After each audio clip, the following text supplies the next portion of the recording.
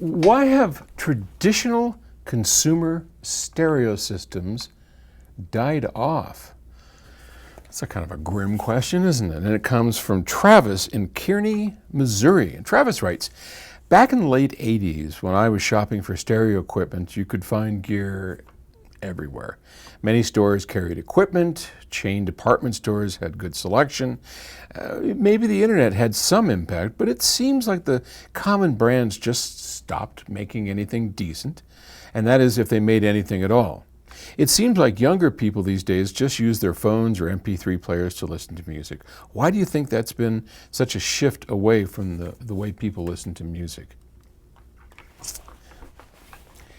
I get asked this question a lot, and first let me be a little heretical, if you will.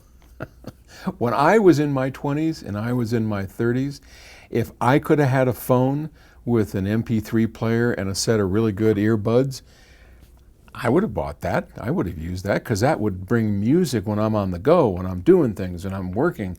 And if it had the same quality, like my AirPods from Apple have excellent sound quality. When I'm out on a walk, if I'm listening to a podcast or music, that phone and that setup for my wireless earbuds, that's a godsend. That's amazing.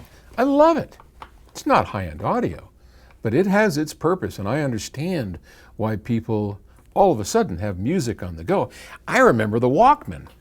You remember the Walkman? Sony made a device that was a little portable cassette deck, and it kind of started the MP3, well, it wasn't MP3, but that genre of portable music. And then Steve Jobs came out with a little portable hard drive player called the iPod, and we went through the whole thing. But to your question, the 80s, the 90s, and even into the late 90s, stereo seemed to be everywhere.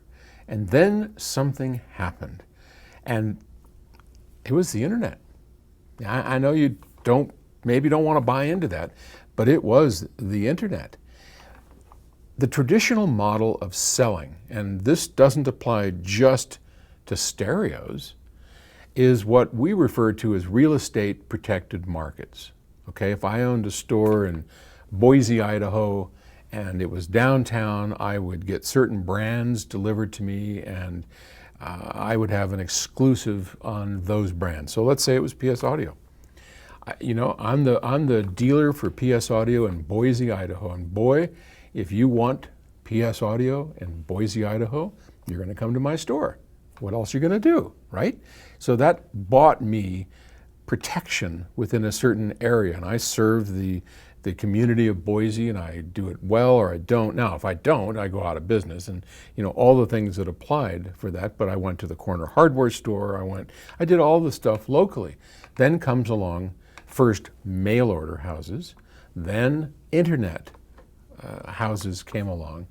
And now, if I'm in Boise, Idaho, and there's a guy who's a PS Audio dealer, and I don't like the color of his mustache, I don't like his prices, I don't like, I didn't even know he existed. What am I going to do? There's 30 places you can go on the internet and buy PS Audio, right? You can go to us and buy PS Audio direct. And we give you, we buy back your equipment, give you full retail for your trade-ins. Now maybe the guy in Boise doesn't do that. So we're a better bet to buy than the guy in Boise. And it's convenient. I'll have it to your house in 2 days. I just think the internet changed everything. The ability to buy online. I remember when the thought of putting my credit card into some computer to some unknown thing was nuts. I never once gave a thought to handing my card over to some waiter in a restaurant that I don't know from Adam. And here you go, take my card. It's got the CVC, or whatever it is, the CVV code on the thing. And he hauls off with it. He goes, he could write that down, right? And now he's got my card. Well, it used to be that wouldn't make any difference. What are you going to do with it? Unless you could present a physical card, that didn't do you any good. Well, today, guess what? That waiter And nothing against waiters. I still do it all the time, right? The restaurant trusts me. They feed me first and ask for payment. Well, okay. I give him my card and he goes away. He could easily just take that, write it down, and go out and buy a brand new high-end system because he has everything except my zip code. And maybe if he's talking to me, he figures I'm a local, he's got that.